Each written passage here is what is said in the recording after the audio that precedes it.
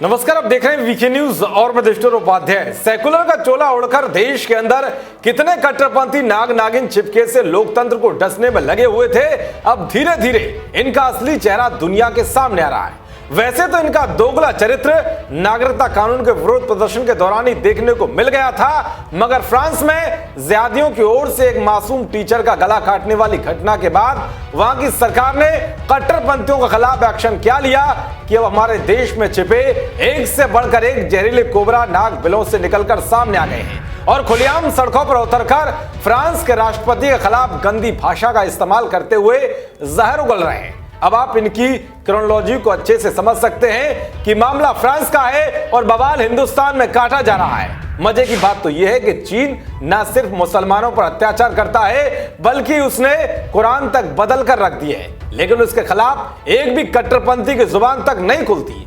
शायद हो सकता है कि पहले लोग तुलनात्मक विश्लेषण करते हो कि भारत के संबंध किसके साथ अच्छे हैं, उसके खिलाफ ही छोटी सी बात पर विद्रोह किया जाए। अब तक तो बात कट्टरपंथ का बढ़ावा देने वालों की ओर से फ्रांस के राष्ट्रपति के खिलाफ नारेबाजी या पोस्टरों को जलाकर विरोध जाहिर करने तक सीमित थी।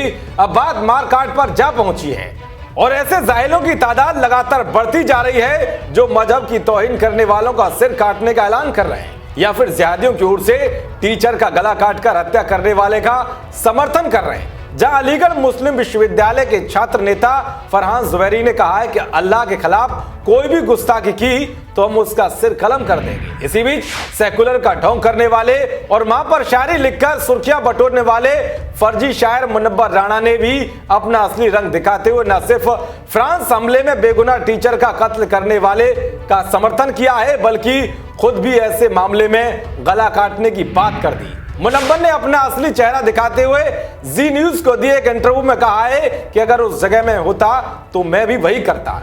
यानी कि मुनव्वर राणा जेब में छुरा लेकर घूम रहे और उन्हें जब मौका मिलेगा किसी की भी गर्दन उतार देंगे। अब आप समझ सकते हैं कि मां की ममता पर संवेदनापूर्ण शायरी लिखकर पैसे और शोहरत बटोरने वाले मुनव्वर राणा कितने बड़े फर्जी और कट्टर इस्लामी हैं। दूसरों को फर्जी सेकुलरिज्म का पाठ पढ़ाने वाले मुनव्वर राणा की असलियत यही है। बता दें कि पिछले दिनों फ्रांस में एक टीचर ने क्लास के अंदर पैगंबर मोहम्मद का कार्टून दिखाया था, जिसके बाद जिहादियों ने टीचर का कत्ल कर दिया था, जिसके बाद उस जिहादी को फ्रांस की पुलिस ने एनकाउंटर में मार गिराया था। इस वारदात के बाद फ्रांस के राष्ट्रपति इमैनुअल मैक्रोन ने इसे इस्लामी आतंकवाद करार दिया था, जिसे लेकर मुस्लिम देशों में उबाल नजर आ रहा है और इसकी आग भारत में आ पहुंची है। शुक्रवार को देश के अलग अलग शहरों में फ्रांस के राष्ट्रपति के पोस्टरों को पैरों से कुचला गया और उन्हें जलाते हुए मजहबी नारेबाजी की गई। इससे साफ है कि इन लोगों को मानवता से कोई भी मतलब नहीं है। इन्हें तो सिर्फ और सिर्फ मजहबी कट्टरता में अंधा होकर दूसरों की जान लेना ही ठीक लगता है, जिसमें पढ़े लिखे जाहिलों की भी जमात शामिल है। देश और दुनिया की तमाम खबरों को पाने के लिए देखते रहिए वीके न्यूज। नमस्कार।